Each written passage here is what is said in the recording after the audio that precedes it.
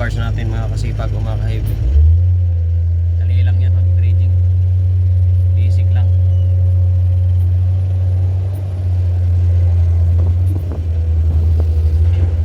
High tide kasi ngayon eh. Lipat natin yung camera natin. High tide ngayon.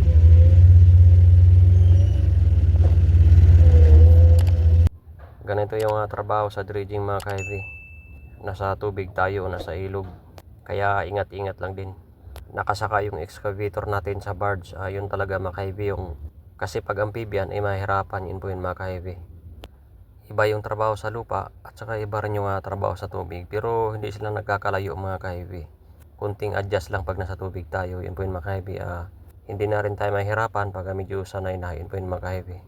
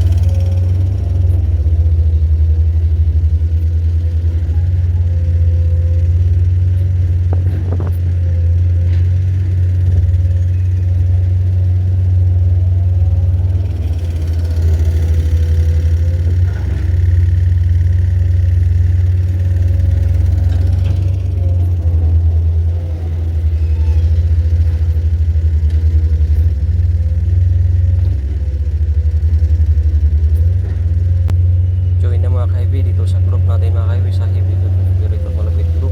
Ibahagi mo na yung iyong mga karanasan dito mga ka-heavy para kapupulutan din ng aral at mga baguhan mga ka-heavy.